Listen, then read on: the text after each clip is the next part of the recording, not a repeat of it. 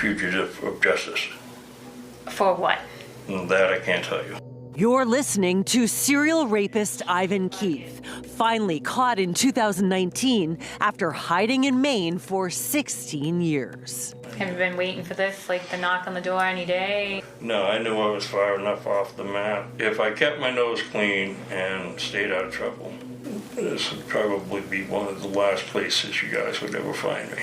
Keith fled Massachusetts to avoid giving a DNA sample, which he knew could identify him as the man who raped 4 women in Taunton, Easton, Quincy, and West Bridgewater in the 1990s. This case here is one of the cases that really kind of highlights the failure in the system.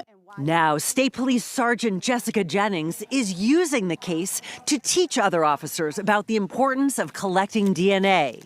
On this day, she's talking to members of the State Police Gang and Fugitive Units. So we know that we're missing people. Since 1997, convicted felons in Massachusetts have been required by law to give a DNA sample.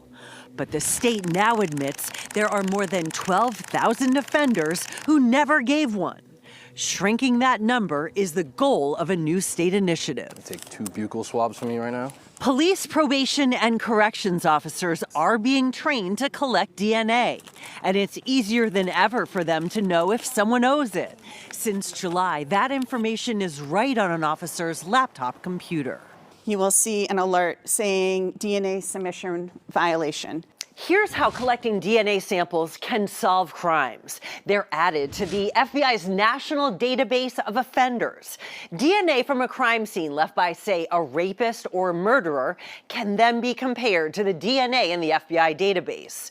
More samples means a greater chance of finding a match and identifying the suspect.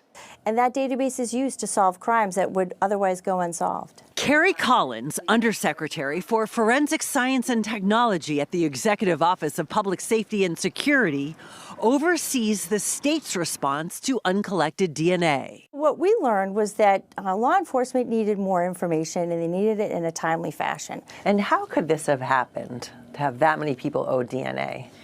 Well, when you want to talk about getting information to people in a timely fashion, and that's what we've done, we found that information is power. Where is the gap in terms of collecting this DNA?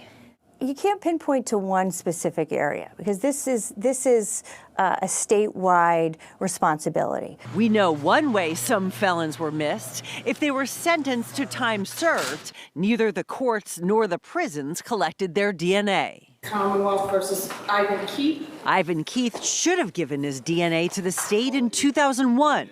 Instead, he remained free for another 18 years. It's not going to go to jail right then. I don't know if I beat Whitey Bulger or not, but I'm Pretty close, pretty close.